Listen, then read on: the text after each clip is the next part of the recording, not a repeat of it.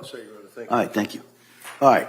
May I swear in Ms. Clancy? Yeah, what we're going to do at this point, Ms. Clancy, I'm going to, my understanding is that you, through counsel, have offered to stipulate to certain facts that would be introduced during the course of this trial. So what I want to do is just ask you a series of questions to make sure that you understand the effect of stipulating to these facts. So I'm going to just ask you some brief questions at this point, and then we'll kind of go from there. So if you could swear Ms. Clancy in, please. Please raise your right hand. Please swear that you shall make true answers to such questions that shall be put to this matter and before the court. There you go. All right, Ms. Clancy, I have been shown a list or a summary of stipulations. It's been marked as Exhibit or J for identification. So it's my understanding that you are requesting or offering to stipulate to certain facts. Is that correct? Yes, Your Honor. All right. And before I accept that, I got to make sure, ask you some questions, make sure that your decision to do so is voluntary, that you understand the consequences. So I'm going to ask you some questions. If at any time you need to speak to Mr. Reddington or you have any questions or have problems understanding what I'm saying, just let me know, okay? All right. Now, do you understand that the Commonwealth, in this case, is required to prove each and every element of the case against you beyond a reasonable doubt? Do you understand that? Yes, Your Honor. All right.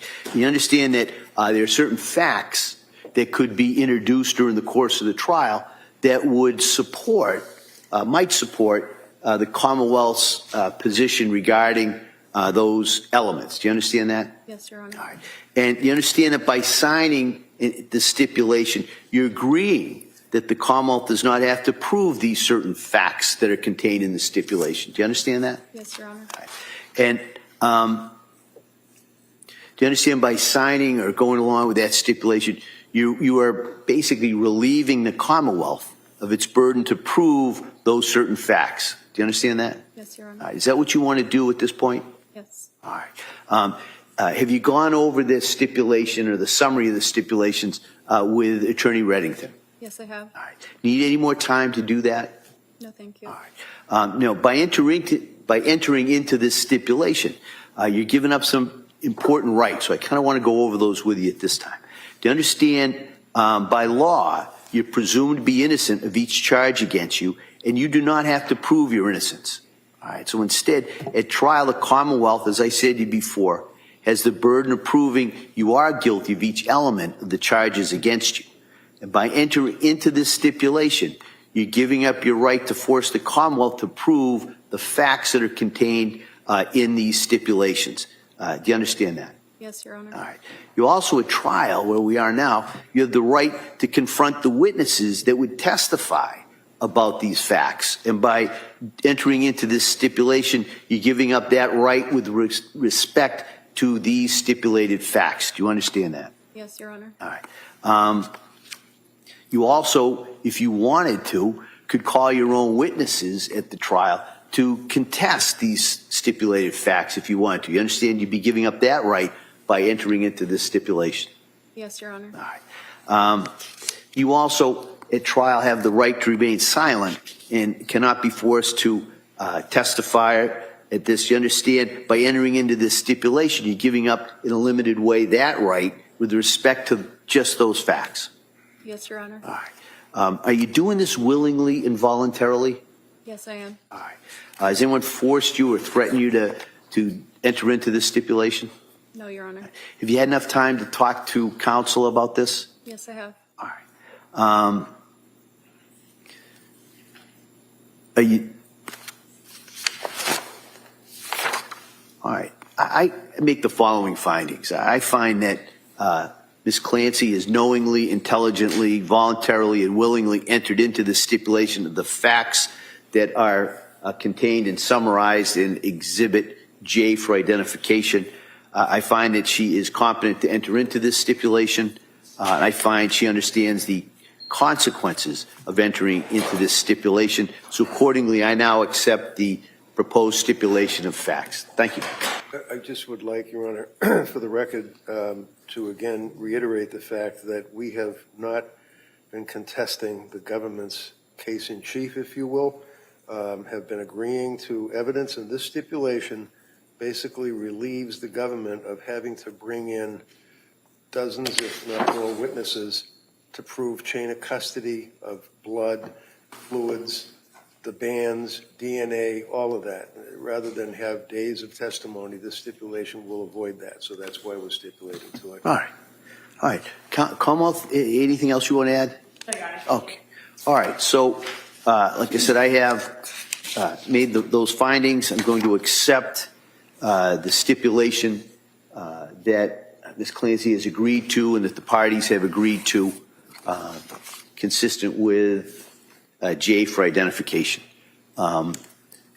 Counsel, are we ready for the jury then?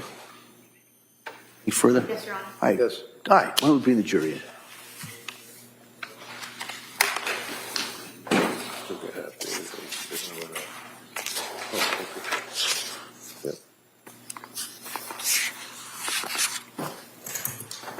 Yeah, that's right.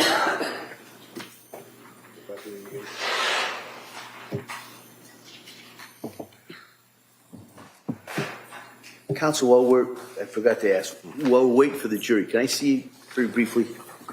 Hear ye, hear ye. All persons having anything to do before the Honorable William Sullivan, Justice of the Superior Court, now sitting in Plymouth, within for the Commonwealth. Draw near, give your attendance, and you shall be heard. God save the Commonwealth of Massachusetts. This court is now in session. Please be seated. Good morning, Your Honor. May I proceed? Yes, please. Your Honor, before the court today, we have the continuation of the jury trial in the matter of Commonwealth versus Lindsay Clancy. Ms. Clancy is present. She is represented by Attorney Kevin Reddington. The Commonwealth is represented by Assistant District Attorney Jennifer Sprague and Assistant District Attorney Shannon Buckingham. Well, good morning, everyone. Sun's out today, a little nicer weather for us. Hope it was nice for you coming in here today. So what I'm going to do is ask you those questions, as I always do, and then I'll go over a little bit the schedule, and then we'll return to the Commonwealth's case. All right. So the first question, everybody's probably got it memorized by now anyway, but let me ask it. Has any member of the jury read, seen, heard, or overheard anything from any source about any aspect of this case that would affect your ability to be fair and impartial? Last question, is there any other matter, serious matter or concern bearing on your service as a juror in this case that anybody needs to bring to my attention at this time?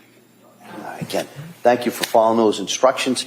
Now, in regards to the schedule, if you remember, I said yesterday that sometimes we have to adjust on the fly, and it's going to be my call. Well, we may have to do that a little bit, all right? So today, we're going to go through some cases. Now, we may break a little bit early today, all right? And then tomorrow, there is a matter I'm going to have to talk to counsel pretty much in the afternoon. So the thought is tomorrow, the plan for you should be pretty much 9 to 1, all right? And then the afternoon, I'm going to deal with counsel in regards to some other issues that will, I believe, keep this case going well on track, and that's kind of where we are. So I just kind of wanted to give you that update. So that's, like I said, the best we could do. Give you as much notice in regards to that, but you will not, I say we, you will not be sitting here tomorrow afternoon. We may be. And so with that, what we're going to do is continue with the Commonwealth's case. We're going to go back. Commonwealth, call your next witness, please. Thank you. The Commonwealth would call Cristina Carpio.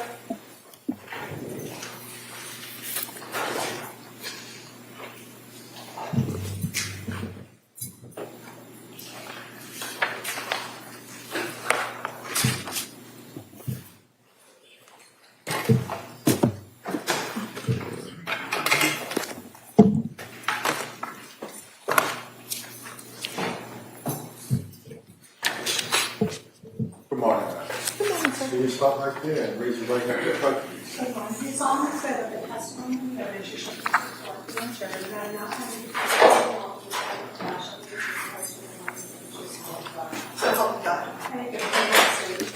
Please. Good morning. Good morning, sir. All right. Buckingham, please. Thank you. Good morning. Good morning. Could you please tell the jury your first and last name? Cristina Carpio. And can you spell your last name for the record? C-A-R, P as in Peter, I-O. And what do you do for work? I am a general surgeon trained in trauma and critical care. And where do you currently work? I'm hired by Brigham, but I work at South Shore Hospital.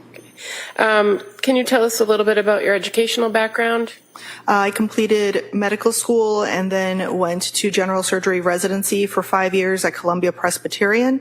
I then did 2 additional years of trauma and surgical critical care at Yale. And then I've been working for Brigham and South Shore Hospital since 2016.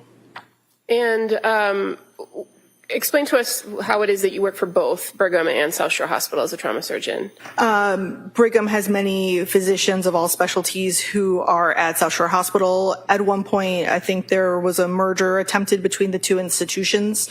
Either way, my salary comes from Brigham, but I work only at South Shore Hospital. Okay, so that was kind of my follow-up question. Generally, your day-to-day work is at the South Shore Hospital in Weymouth? That's correct. And what kind of hospital, or what level hospital, trauma level hospital is the South Shore Hospital? A level 2.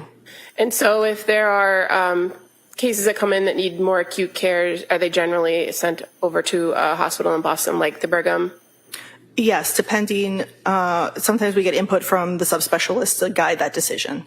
And as far as your role as a trauma surgeon, do you actually do surgeries at the South Shore Hospital? Yes, that's correct.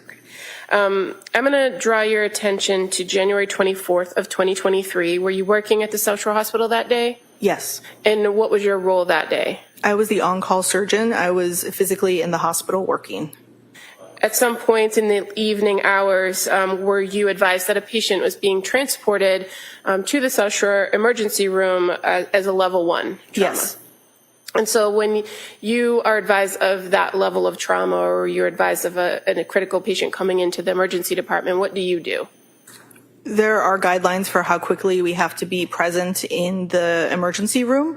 Because I'm also operating, at times I may be in the operating room when that notification happens. So in this particular case, when a patient, a female patient by the name of Lindsay Clancy was coming into the emergency department, were you able to go down to the emergency department as part of the assessment team? Yes. And who were you working with from the emergency department in this case? Dr. Kelly McDonough. Now, is that a common thing that you collaborate with the emergency room doctors or nurses and technicians in a situation like this? Yes. Did you have information that came in through the EMS or the paramedics about the nature of the patient's condition? I recall that we were told it was a fall of unclear mechanism from a height of about 20 feet. And were you advised that there was the possibility of maybe neurological deficits or some serious spinal injury? Yes. And as a result of that information, did that inform your trauma assessment? It was already activated as a level 1. That's the highest mechanism when there is concern for a height from a certain level, a fall from a height of a certain level, and with possible neurological injury. So were members of the neurology department also part of that trauma assessment team? No. Okay. As far as your assessment, did you go and physically see the patient, make observations? Yes. And did you observe her in the emergency department to be intubated? Shortly after arrival, she was intubated. So that was done by the staff at South Shore Hospital, to your knowledge? Yes. And did you observe injuries to her neck and her wrists? Yes. Did you evaluate those to determine whether they needed immediate surgical intervention? Yes. Did they? No, they were superficial. And as far as additional tests to assess whether there's any other surgical intervention that's needed, are you aware that CT scans were ordered? Yes. And are you aware what areas of the body they were ordered for? We did a pan scan, which means we scanned the head, the neck, the chest, and the abdomen, pelvis. As far as your physical observations of the patient, did you observe any obvious injuries to her head area, like abrasions, contusions, fractures? There were lacerations to her neck. Okay, but as far as the rest of her head or around her, like, Not skull obvious. or No. face? And so when those CT scans were done, were you able to review the information that came from them? Yes. And as far as those CT scans, you're aware that there was a head CT scan, or two head CT scans, one with contrast and one without. Mm-hmm. And were you aware that the findings, were there no definite acute intracranial findings on the non-contrast enhanced head CT? Yes. And there were no significant findings on the contrast head CT, correct? The head CT with contrast was what we call an angiogram head and neck. So it's ordered in two parts and has two reports. At the time of the documentation that was performed, we had the report back on the head section, but the neck was not completed at that time. Okay. Was there eventually a completed angiogram of the neck area at South Shore Hospital? The images were done, the report was completed. I don't know the timeline of when the report came in compared to when the patient was transferred. So as far as your initial assessment in that trauma assessment period, or that wasn't information you had available to you about the neck findings, correct? The angio neck findings, correct. Okay. And that's different from other CT scans on the cervical spine and other areas of the spine. Is that fair to say? Yes, that's correct. Okay.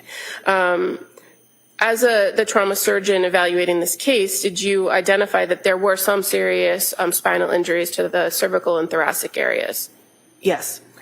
Did any of those require you to intervene with surgical intervention? No.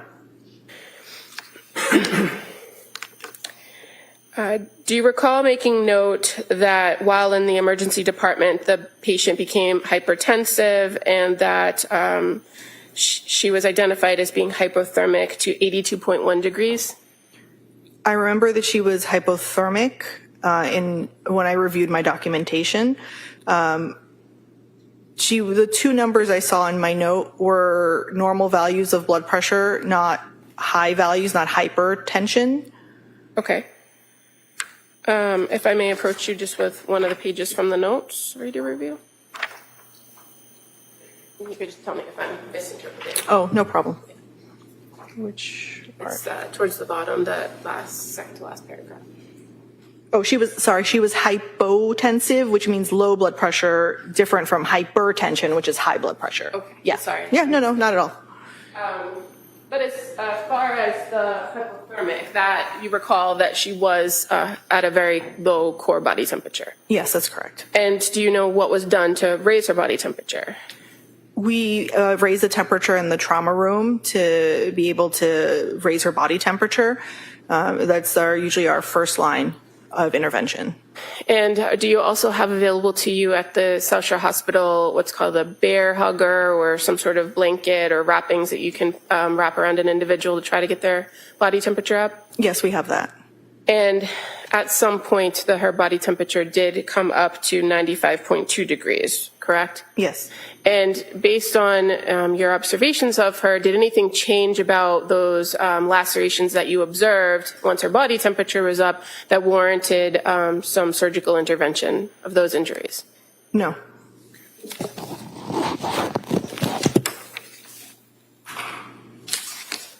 What was the ultimate recommendation for the care of this patient? She had complex fractures in her spine at the thoracic level. We conferred with our neurosurgery colleague who was on call, who recommended transfer to a tertiary hospital. And so where did this patient go? Brigham.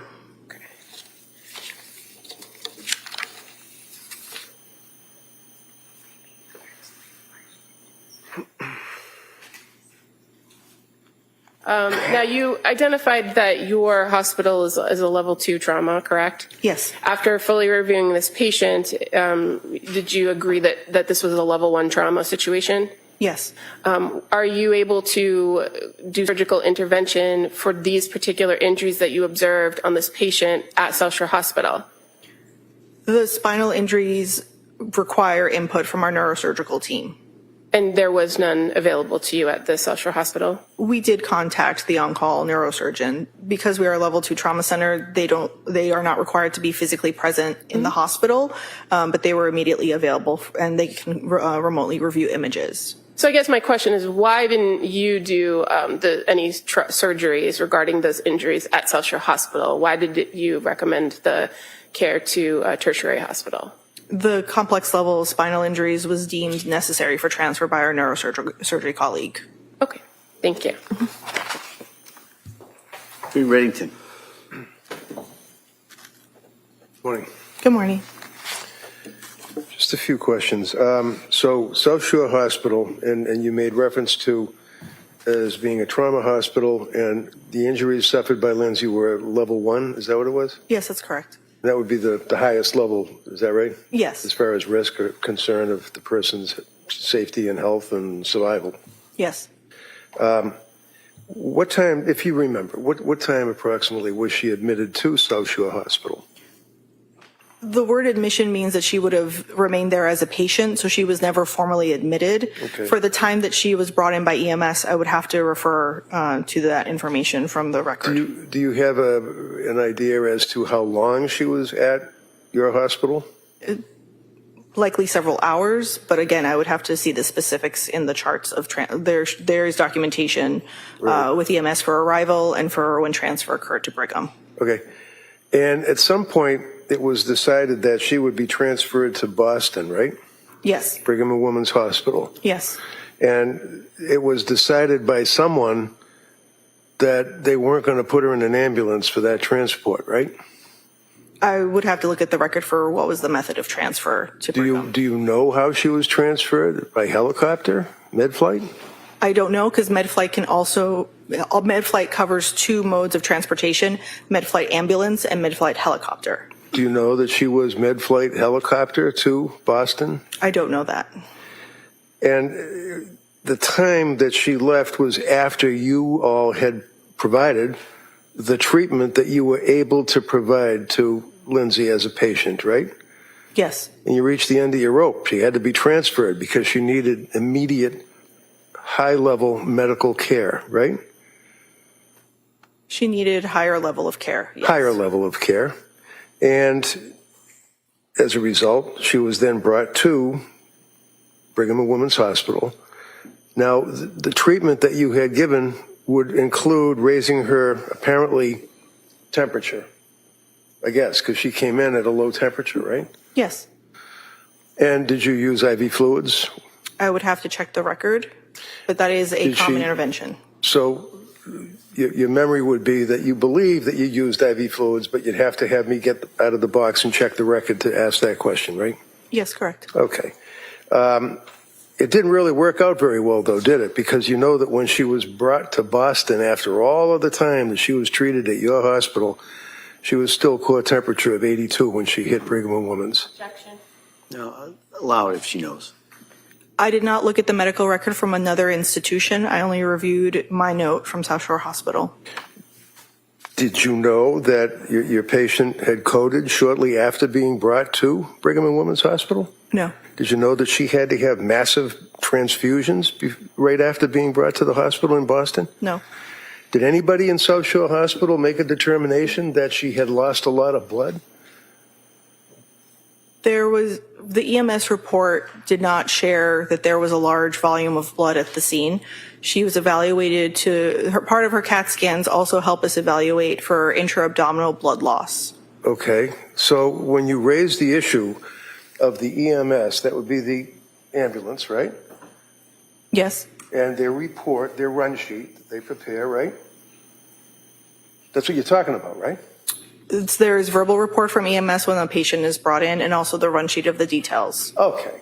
And when the people from the EMS came in, did they speak to you about the verbal report?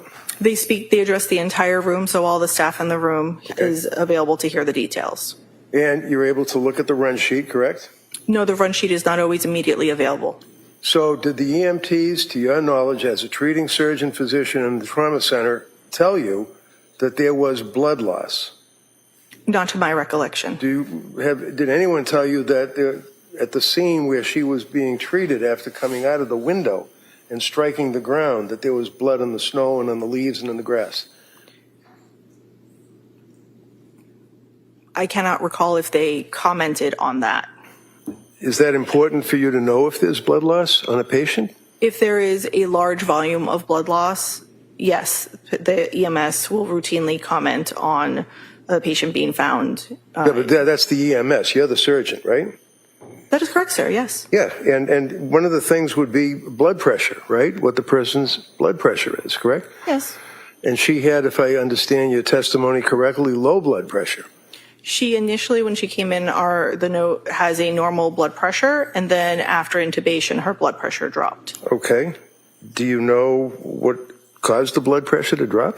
There were several factors at play. As we discovered from her CAT scan, she had an injury to her spinal cord in the thoracic region that very commonly causes issues with maintaining your blood pressure.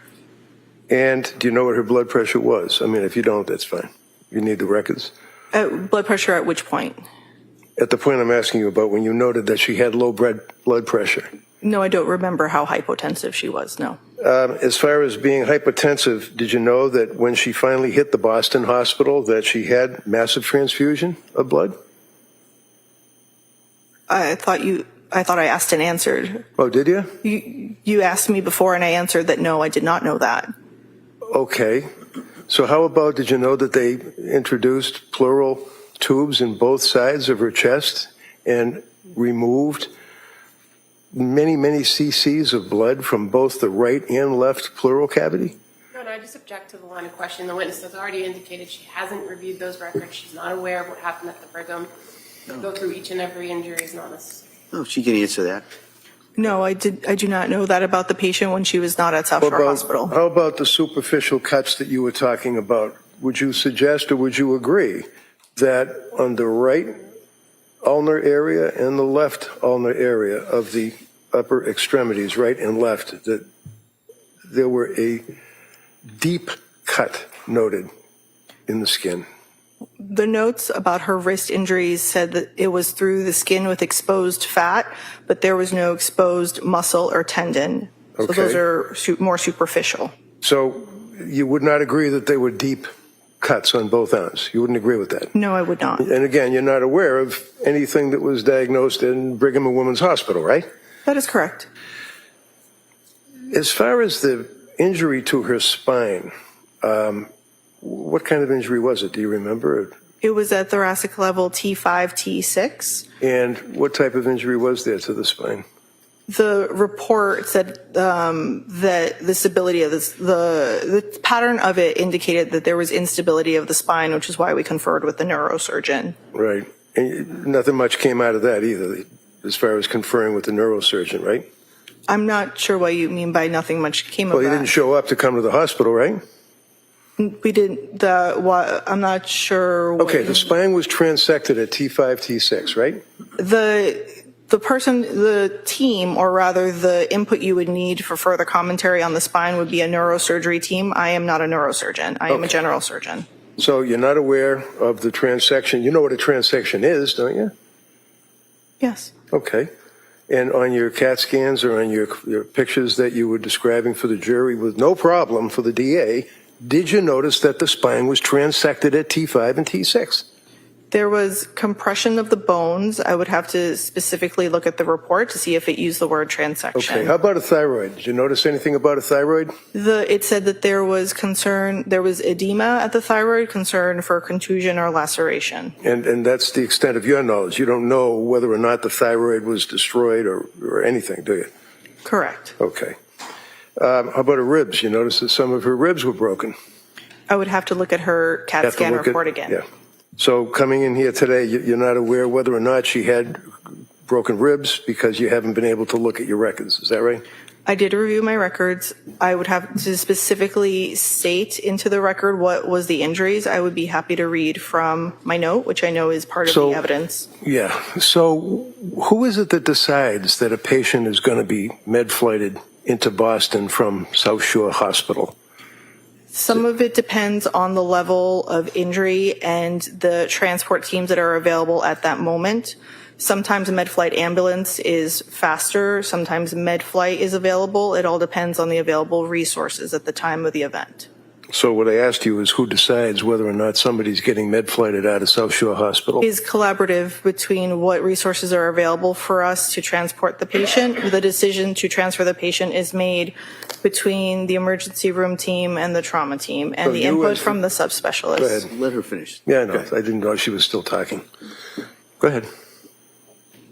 I finished, sir. All right. So you as the trauma surgeon, would you agree that you had a little bit to do with whether or not she was in dire straits and had to be med-flighted to Boston? I would be part of the decision to transfer her. Do you remember that decision being made, and do you remember the meeting that you had to make that decision?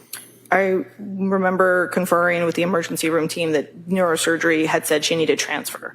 And it was by med-flight, right? You Again- don't know whether it's an ambulance or a helicopter, but you know it was med-flight. It should have been med-flight, yes. Okay, that's all I had. Commonwealth, any redirect? Just very briefly, doctor, it was very clear to you that this patient was suffering from multiple injuries. Yes.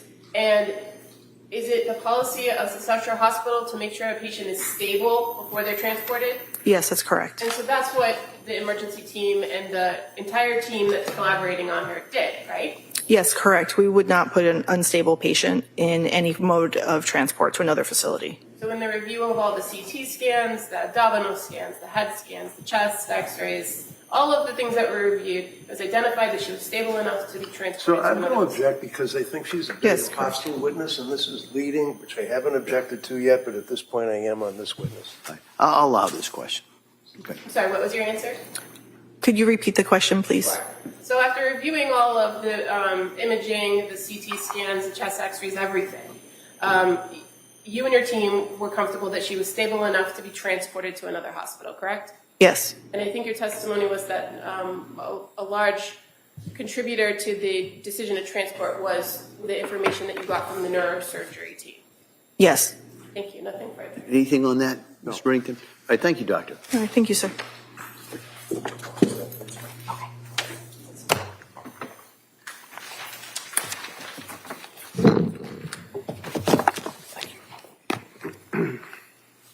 All right, Commonwealth?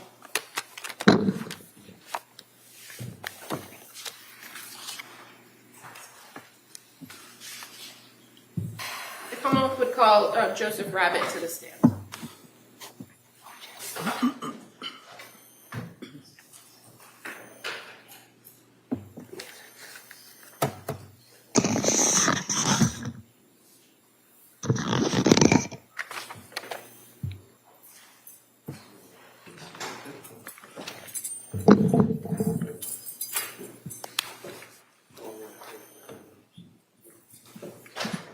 Morning, sir.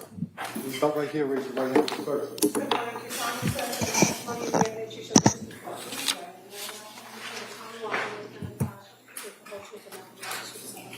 I did. You may have a seat. Stop, please. All right, good morning, sir. Morning, Your Honor.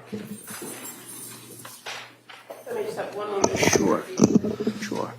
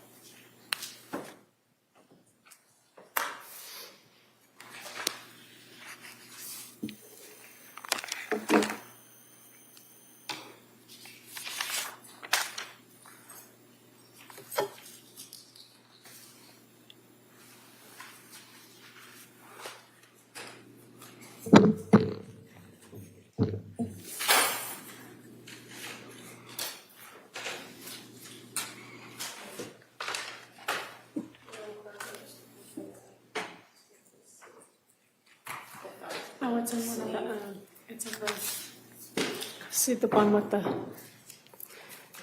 yeah.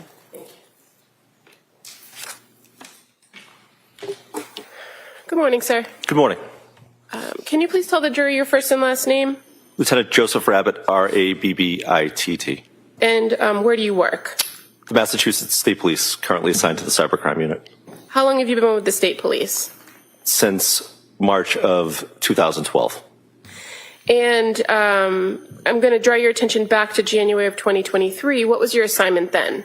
I was a trooper assigned to the State Police Detective Unit for Plymouth County. And do you recall how long you were a detective or trooper assigned to the detective unit in Plymouth County, approximately? From February of 2017 to September of 2024. I'm going to draw your attention to January 24th of 2023. Do you recall being involved in an investigation in the town of Duxbury that day? I do, yes. And do you recall where you went in Duxbury or where the investigation was unfolding out of? I first went to Jordan Hospital, or Beth Israel Deaconess, Plymouth. Okay, and so you didn't initially go to 47 Summer Street, correct? Correct. Fair to say you weren't the case officer in this case? That is correct. And your experience working with the detectives unit, fair to say when an investigation or a death investigation is ongoing, kind of it's all hands on deck and everyone's kind of directed to do different things, correct? That is correct. And so in this circumstance, you were asked to go to the Beth Israel Deaconess or the old Jordan Hospital here in Plymouth, correct? Correct. Why did you get asked to go there? Because 3 children have been transported there. And so were you assigned to just go and check in on the status of the kids and what was going on at that hospital? Checking on the status and have any potential victims documented by crime scene services. Okay. And so while you were at the hospital, you did have the occasion to speak with Patrick Clancy, correct? I did, yes. Okay. And after you left the hospital, did you go to 47 Summer Street in Duxbury? I did, yes.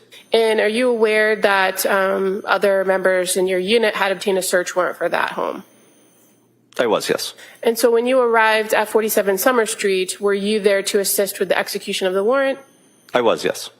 And part of the warrant execution, is it fair to say that everyone's kind of asked to look at particular areas and search for potential evidence related to the offense? That is correct. Fair to say this search warrant was executed shortly after the incident occurred? Fair to say, yes. And so did you and other investigators have limited information about what had happened? Yes. At the home, were you in the kitchen area assisting with the search? I was, yes. Okay. And I'll show you what's already been marked. Exhibit 144, if you could look at the screen. Are you familiar with that photograph or what's depicted in that photograph? I am, yes. And is that the kitchen area at 47 Summer Street? It is, yes. There on the early morning hours, I would say, of January 25th. I was, yes. And so, fair to say, you made observations while you were there, right? Correct. And what was an observation that you noted to other investigators in that kitchen area on the island? A CVS bag. Okay. I'm just going to show you exhibit number 40.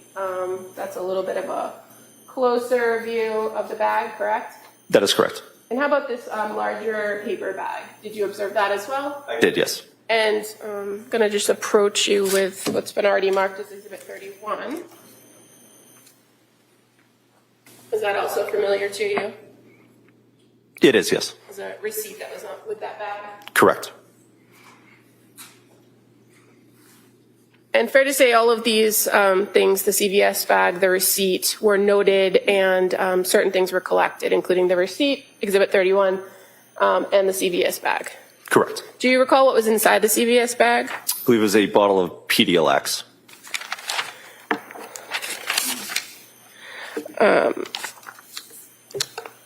You also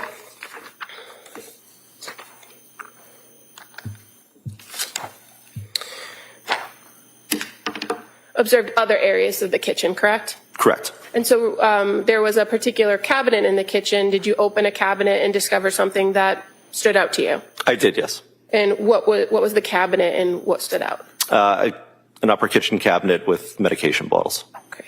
And fair to say that was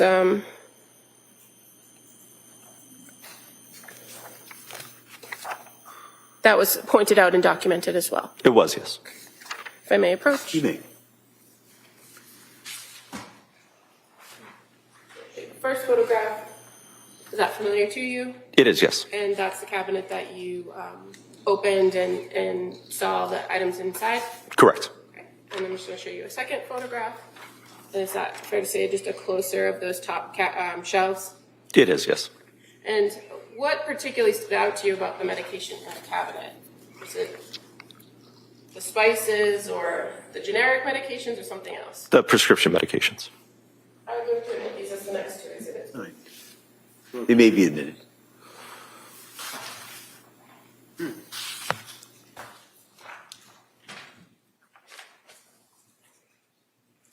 It's the 52 and my 53. So just showing you now on the screen.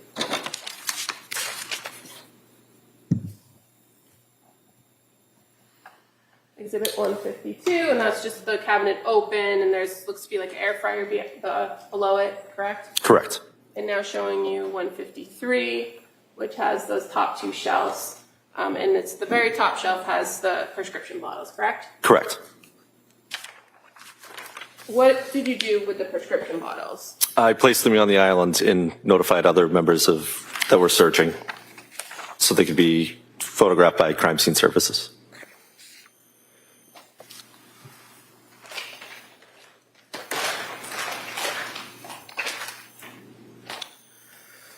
So I'm just going to show you another photograph.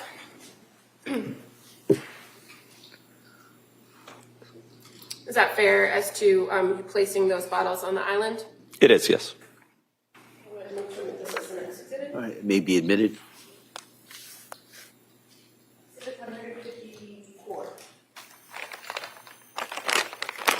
And how many bottles were there? There were 4. I'll approach you with a bag. Take a look at what's in the bag.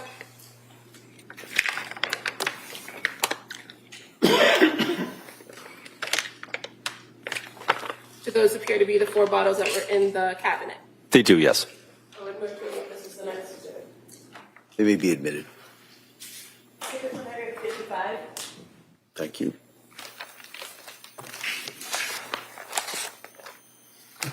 Now, other than pulling these 4 bottles out of the cabinet, lining them up on the counter, and asking crime scenes to photograph them, did you do anything further with these pills, as far as inventorying them or examining them? I did not, no.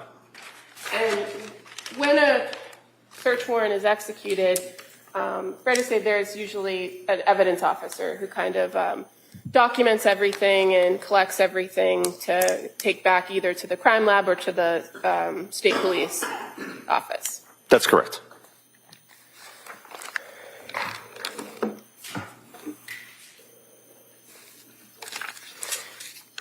Now, in addition to assisting with the execution of the warrant on January 20, the early morning hours of January 25th, were you asked to do something else on this case on February 6th of 2023? I was, yes. And on that day, did somebody come into the state police office at the district attorney's office with some information or evidence? They did, yes. Who was that came in? Mr. Patrick Clancy. And was he with an attorney, somebody by the name of David Meyer? Yes. And what did they bring to the state police? Bottles of medication. How was it transported to the state police, or how did you receive it? In a CVS bag. Okay. I'm just going to show you a photograph.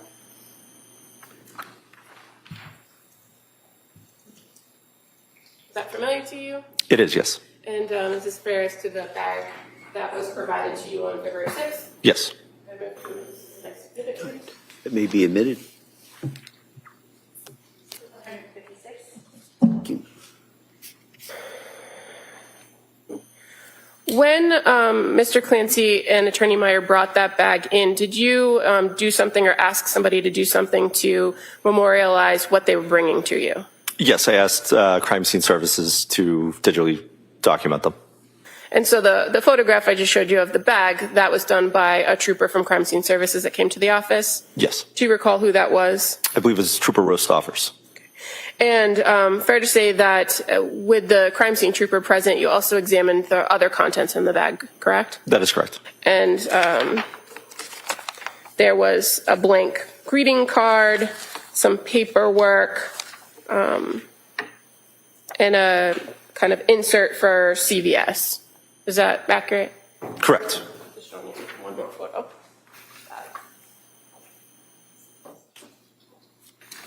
Is that the other items that were in the bag other than the medication bottles? That is correct. That may be admitted.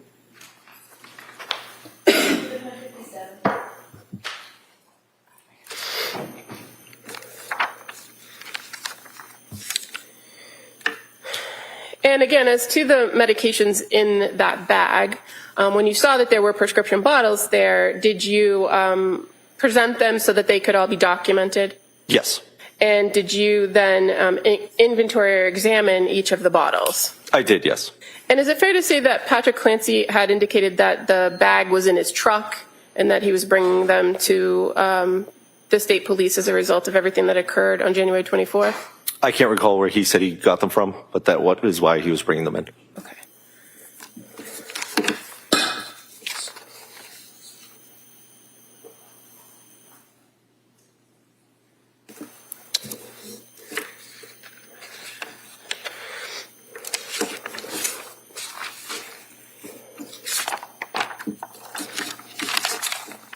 And I'm just going to approach with what's previously been marked as exhibit number 2. You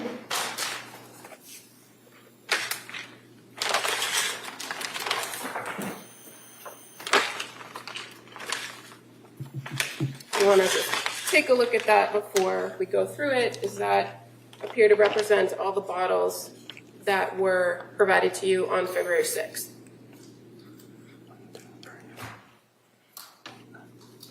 It does. And that's 9, correct? Correct. Now, just as far as each bottle, just give me 1 moment.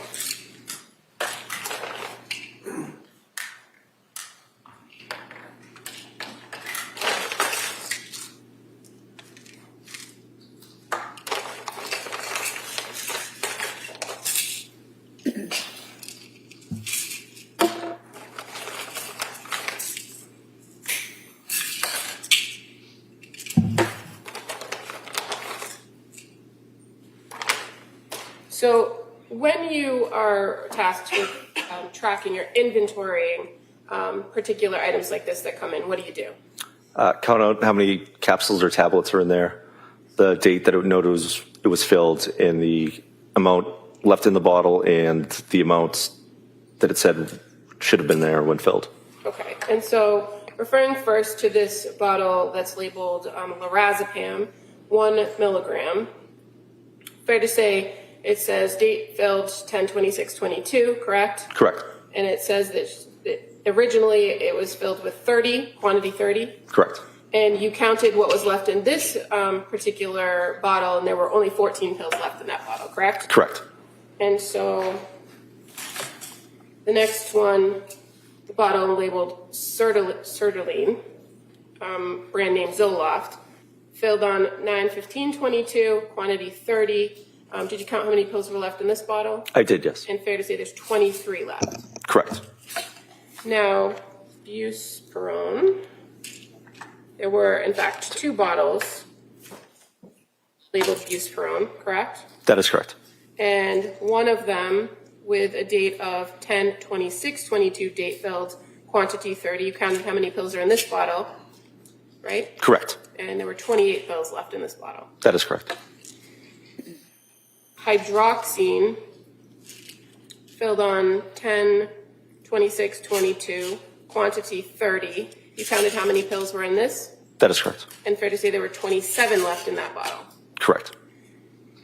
Clonazepam, filled on 11/25/22 with 14 pills in the prescription. You counted how many were in this bottle? Correct. and there were actually 11 and a half, correct? That is correct. Fluoxetine filled on 11/21/22 with 56 in the prescription. You counted how many were left in this bottle? I did, yes. And there were 43. Correct. Correct. The second bottle of lorazepam that was 0.5 milligrams filled on 11/2/22 with, it says 40 on the bottle, right? Correct. You counted what was left in this bottle and it was 18 and a half tablets. That is correct. And the second bottle of buspirone filled on 11/9/22, quantity 30. There were actually 30 in this bottle. Is that fair to say? Correct, yes. And trazodone filled on November 16th, 2022, with a prescription for 30. You counted that there were 22.5 pills left in this bottle. Is that correct? Correct. And then once you identified and counted each and every one of the pills in these bottles, you handed this in for evidence. That is correct.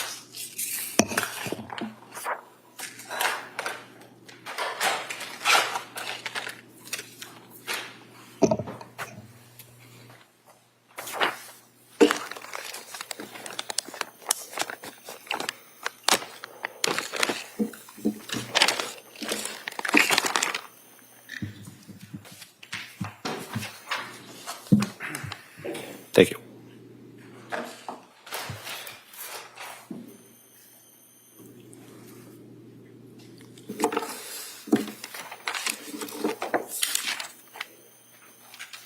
All right, cross, counsel?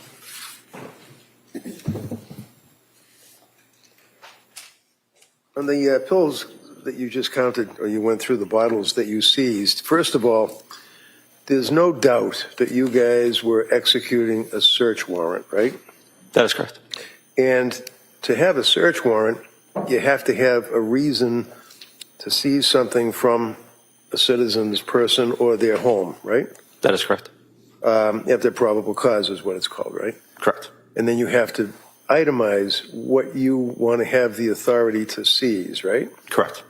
So I take it that when people went in executing the search warrant, that you had authority to seize the medical pill bottles that we've just gone through. Correct. And that was set forth right in where it says you're therefore commanded. One of the things that you're entitled to seize would be prescription medication, right? Correct. And that would be on January 25 of 13 that this affidavit was submitted to the clerk in this court, right? Correct. At 3 o'clock in the morning, warrant was issued on January 25, right? I didn't write it, but that sounds about right. That sounds right. All right, but do you recall what time you went into the Clancy home to execute the warrant, or serve the warrant? It was very early morning hours, yes. All right. So early morning hours, you're in there to look for, and among other things like computers and things, seize any medication bottles that you saw. Correct. So it's not that it's a random search that some police officer just happened to grab bottles that he or she saw. There was a specific intent to seize prescription medication, correct? It was on the affidavit, yes. And that's what you all did when you went in to try to execute the warrant and seize the items, right? I mean, for myself, what I found in the kitchen is what I seized, yes. So were you the officer in charge of the warrant execution? I was not, no. Okay. Did you leave the kitchen and go elsewhere? I did, yes. And where did you go? I believe I went to one of the children's bedrooms because I was, somebody informed me there was a Nest camera in there. A camera? Yes. Okay. Did you go anywhere else, if you recall? Not that I can recall. Did you go in the master bedroom? I can't recall if I did. Do you recall whether or not anybody in your presence or anybody went into a drawer, a nightstand, and looked in the drawer and saw an Apple Watch, a bunch of pills, things to use to assist your sleeping, things of that nature? Do you remember anybody doing that? I don't know if anybody did or not. And there were 1, 2, 3, 4, 5 prescription bottles that were seized. Have you ever seen these? I have not, no. So you went through the pill count on the bottles for the district attorney, and you did that when you did inventory, apparently, of these pill bottles that you already talked about, right? For the DA, she asked you to look and tell us how many pills were missing, right? I did that for the ones that were turned in. Right. And nobody ever looked at these bottles, right? I don't know if they have or not.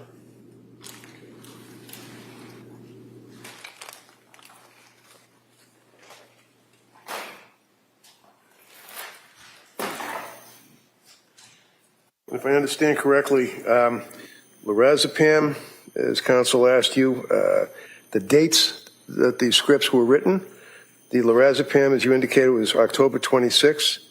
The buspirone was the same date, October 26. The hydroxyzine was October 27th.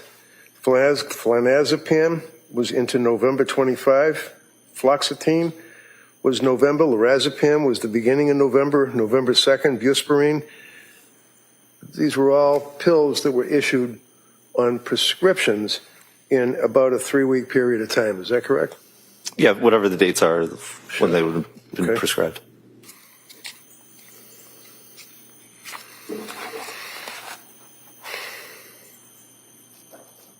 Would you say that Patrick Clancy was very cooperative with your investigation? Anything you needed, he was pretty much there to try to help you out? I think I only dealt with him at the hospital, but he was very forthcoming. Okay. Thank you. That's all I have, sir. Commonwealth? Nothing further. Thank you. Thank you, sir. Your Honor.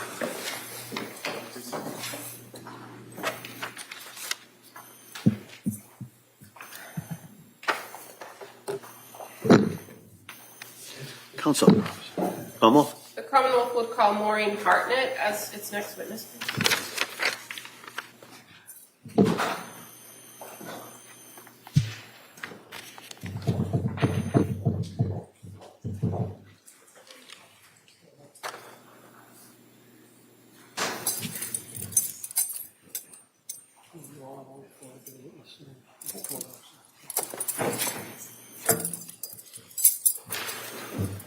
Morning. Morning. You stop right here and raise your right hand for the clerk. Good morning. Do you solemnly swear to the testimony of the evidence you shall give to the court?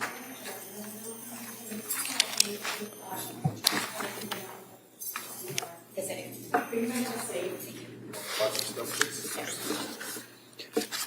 do. Good morning. Morning. All right, counsel. Thank you. Good morning. Could you please tell the jurors your first and last name? In Hartnett. And how are you employed? What do you do for work? I'm a forensic scientist too in the criminalistics unit as well as the crime scene response unit at the Massachusetts State Police Crime Laboratory. And how long have you worked for the crime lab? Approximately a total of 10 years. And what are your general responsibilities as a forensic scientist too? In the criminalistics unit, I examine items of evidence for the possible presence of biological fluids such as blood, semen, and saliva, and those items would include clothing, weapons, or sexual assault kits, among other items. I also collect and identify trace materials such as hairs and fibers. I perform damage analysis on clothing and collect gunshot residues. Do you have to undergo some specific training and education in order to perform those tasks at the crime lab? Yes, I have a bachelor's degree in biology as well as a master's degree in forensic science. In addition, I received approximately 9 months of training in the crime laboratory as well. Do you have to take proficiency or competency tests on a regular basis? Yeah, so a competency test is taken after each module in the training. They address certain things like blood identification, semen identification, and after each of those modules, I took a competency test to move on to the next portion of the training. Yearly, I also take multiple proficiency tests in biological fluid identification, as well as trace identification and crime scene response. I'd like to talk a little bit first about the crime scene response. So you, as a forensic scientist, are a civilian, correct? Yes, that's correct. Do you often work in tandem with a trooper from the crime scene services section? Yes, generally I work alongside law enforcement as well as crime scene services when processing a crime scene. And when you go to a crime scene to process with the crime scene response unit, what's the goal or what are you looking to do there? My focus generally is on biological evidence, such as blood, semen, saliva, as well as documentation through sketches and diagrams. And the trooper from the crime scene services section that is usually there, the law enforcement, are they also documenting the scene as well and reviewing those same areas but through photographs? Yeah, so I can't speak for all of their responsibilities. I do know they take photographs, video, and they also take their own diagrams on occasion. Now, in addition to locating biological evidence, do you sometimes perform what's called screening tests at crime scenes? Yes, I do. And what are the common screening tests that you can do at a crime scene? I perform screening tests for blood as well as screening tests for semen, depending on the case history and what the forensic relevant evidence is. And does that help inform you on what to collect from a crime scene sometimes? Yes, that's correct. Fair to say if there's a large pool of blood on a floor, you can't collect that all and take it back to the lab, correct? Yes, that's correct. So how do you collect a sampling of it in order to then later process something like a red-brown stain or some sort of biological spot or stain that you observe? Depending on the substrate on which the biological fluid is located, I'll take a swabbing of the item, which is generally something like a Q-tip to swab up the stain. Or if it's on a soft surface, I could potentially take a cutting to preserve that biological evidence for future testing. And in some instances, do you actually take the whole object if it's possible? In some instances, yes, that's correct. We would take the whole object depending on what it is. Okay. I'm going to draw your attention to January 24th of 2023. Do you recall being asked to come out with the crime scene response unit on that day or that evening? Yes, I do. And where was the first place that you went in this response? I responded to South Shore Hospital, the emergency department. And fair to say that Trooper Rose Stoffers was also dispatched to that location as well? Yes, that's correct. And did you make observations of a person who was identified as Lindsay Clancy at South Shore Hospital? Yes, I did. And did you observe her to have red-brown stains on her body? I noted red-brown stains on her hands. I did not have the opportunity to examine her entire body. She was mostly covered with blankets and other types of medical equipment, but I did note red-brown stains on her hands. And clearly she was there for some sort of treatment, right? So why was your focus on her hands as a crime scene response technician and a criminalist? At that point in time, I was collecting samples from her hands for potential biological evidence relating to the crime. So when I noted the red-brown stains, I collected samples from her hands. And while at South Shore Hospital, you're also aware that she had come into the hospital with clothing that was cut off, correct? Yes, that's correct. And that clothing was bagged up and collected? Yes, I returned that clothing to the crime laboratory. Who did you receive the clothing from? Do you recall? I believe it was Trooper Dan Lawler. At some point after being at South Shore Hospital, did you then respond to 47 Summer Street in Duxbury? Yes, I did. Did you have somebody with you that day? I had a forensic scientist trainee at that time. Okay. At 47 Summer Street, were you directed to a particular area to examine first? I first entered the home through the main floor and then was directed into the basement of the home. And when you came into the basement, or I guess this could be true of when you respond to most crime scenes, is it the best practice to be one of the first in the home to examine the home as it is or the scene as it is? Generally, crime scene services would enter first to photograph and video so that there's no personnel in those photos or videos.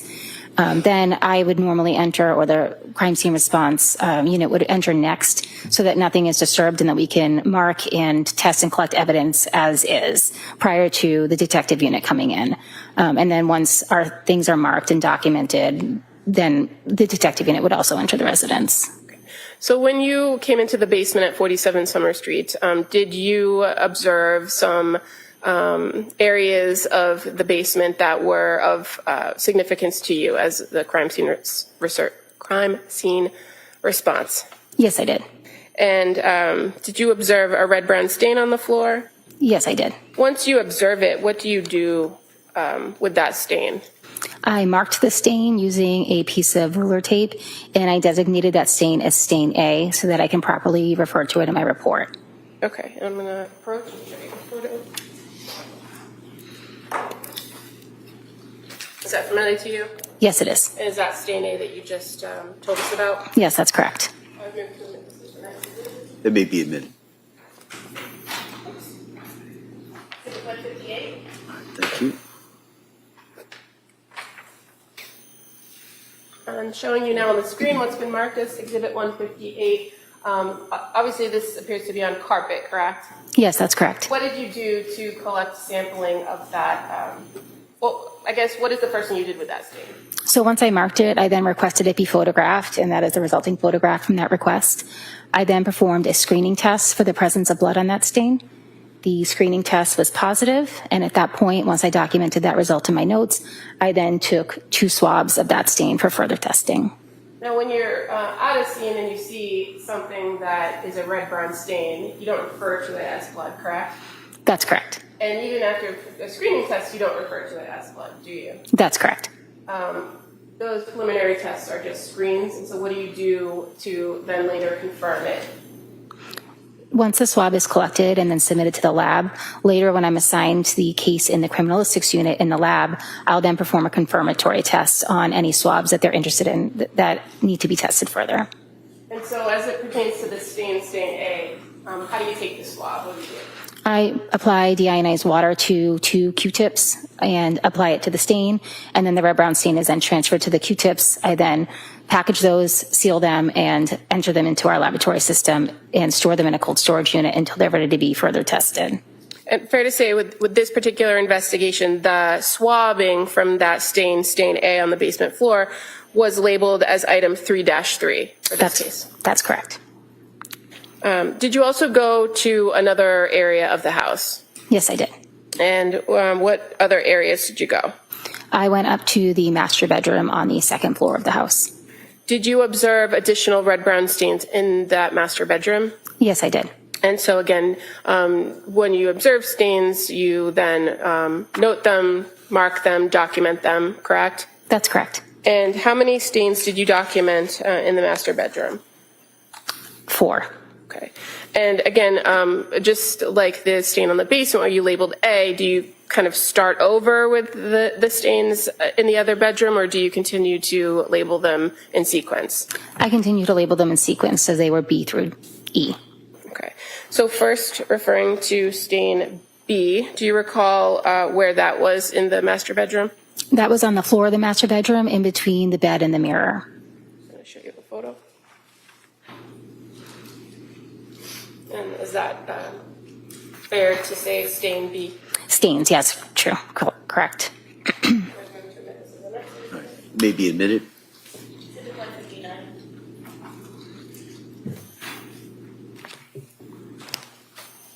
Ms. Hardin, showing you 159 on the screen. Fair to say that's not one stain that was observed, correct? That's correct. But what did you do to collect, if anything, or screen this particular area of red-brown stains?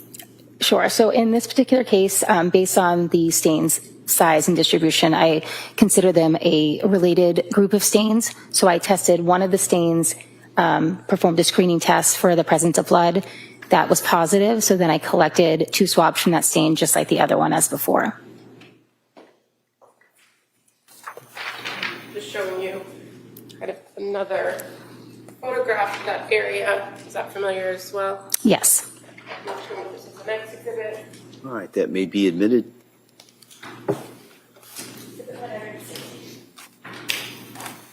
And again, now showing what's been marked as 160, you've now testified that there was a grouping of stains, and so based on your observations of the grouping, you were able to identify that they appeared related? That's correct. How about stain C? Where was that located? Stain C, I believe, was located on the mirror.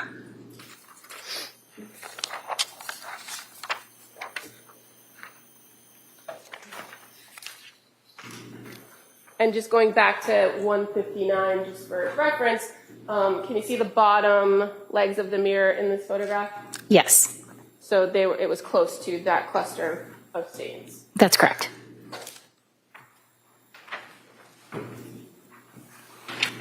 Showing you another photograph. And does that depict the stain C that you noted on the mirror? Yes, it does. That may be admitted.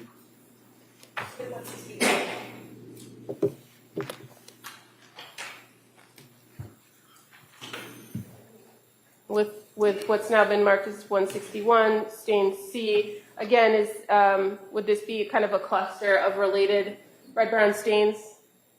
Yes, based on their location and their shape, I collected one stain from that area. Did you perform that same screening test? Yes, I did. And what was the result? It was positive. And did you then swab and collect from one of those stains as well? Yes, I did.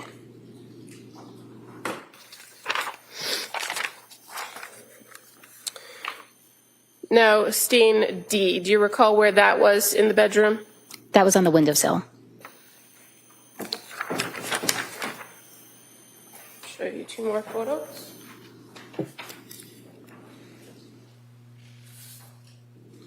And do those represent where you identified as stain D? Yes. I would ask these be that as two, please. They may be admitted.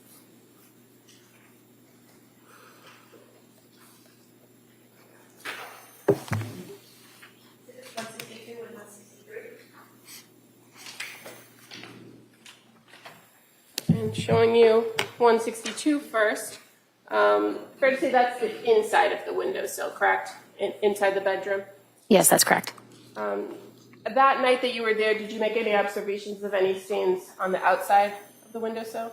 Yes, each of those were documented through photographs. Did you collect any swabbings from the stains on the outside of the windowsill that night? No, I did not.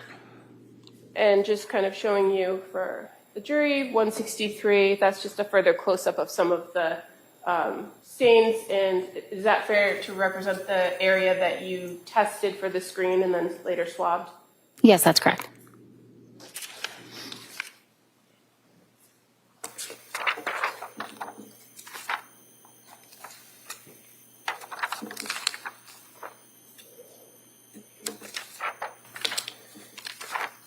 And stain E, do you recall where that was located?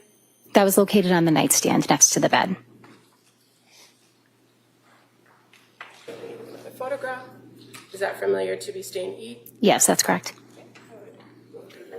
All right, that may be admitted. And I'm just showing you another photograph of the outside of the house. Do you see staining that you observed that night on the outside? Yes, I do. And I would move to make this list next. All right, that may be admitted.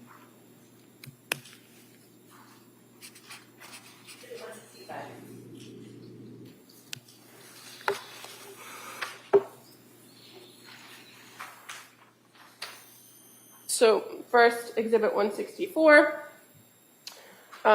You observed several stains in that location.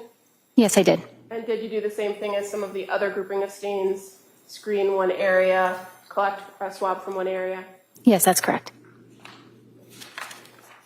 And just now showing Exhibit 165, if you can see at the top.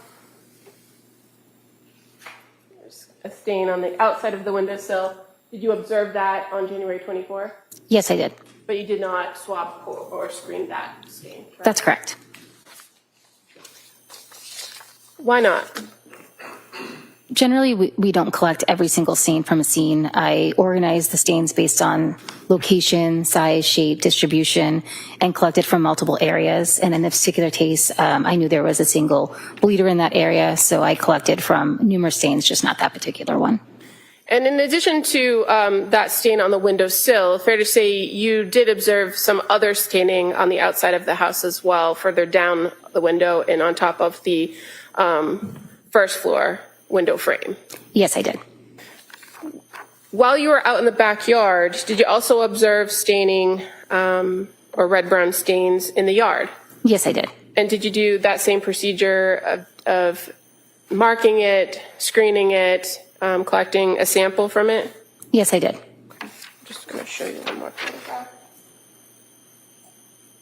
I'm just going to show that to you. Is that familiar? Yes, it is. I'm afraid to say that was then documented as stain F. Correct. Move to assisting it. All right, that may be admitted. Exhibit 166.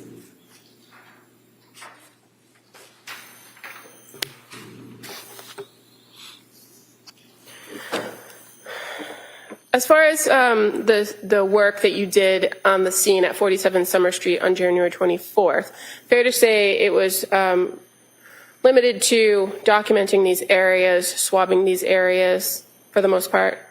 Yes, and I also collected a pair of pajamas and a pink bathrobe from the basement. Were all of the swabbings and those items collected brought back to the Massachusetts State Police Crime Lab? Yes, they were. Are you aware that there were other items that were collected within that home on January 24th that were also brought back to the State Police Crime Lab for further analysis? Yes.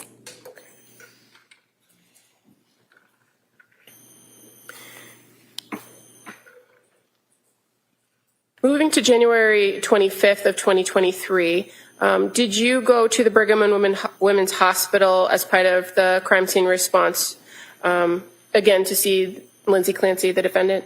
Yes, I did. And you observed her at that location as well? Yes, I did. Did you take further samples from her?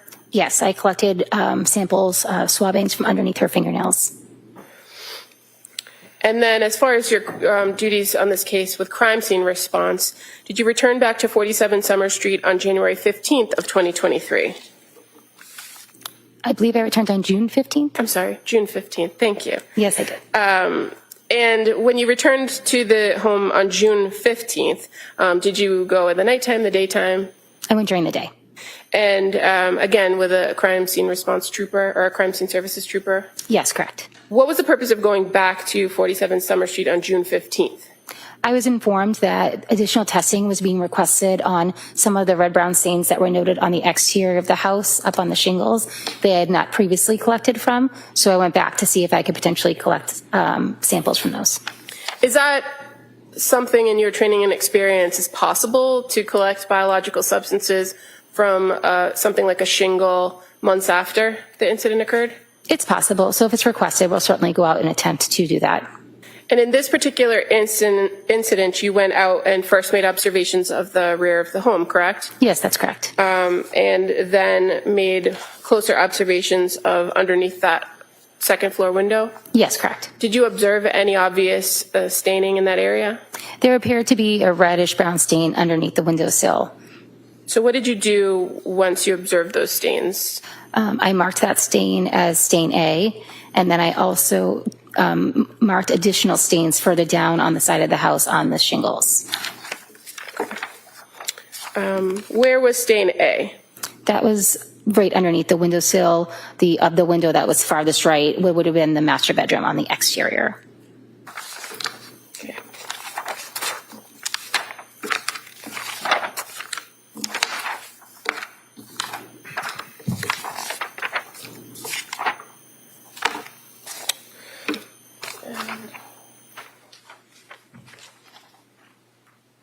I'm going to show you this photograph of the rear of the home.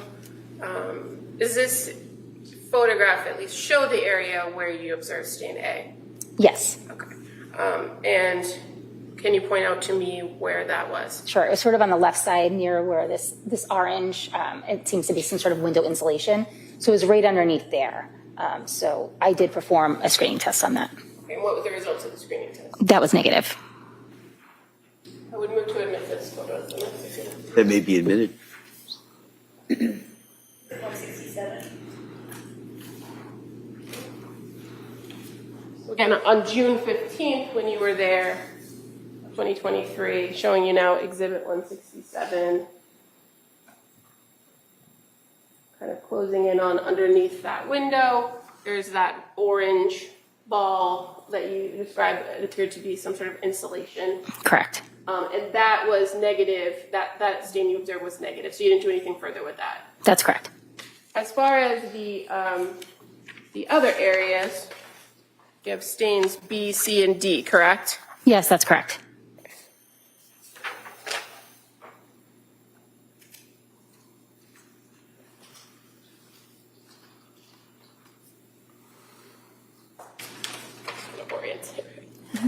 Is that a fair representation of stain D? Yes, that's correct. And while I'm here,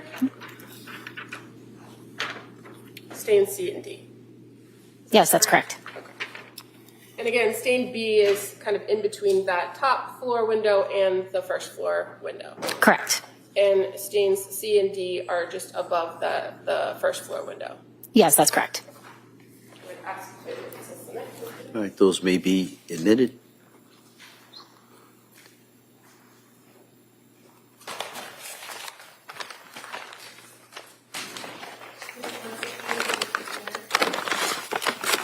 Council, it's just about 11 o'clock. Why don't we take the morning recess at this time? All right, so we're going to take the morning break at this time, members of the jury.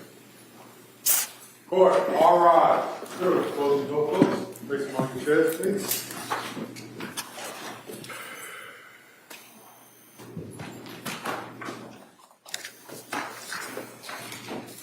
Place it.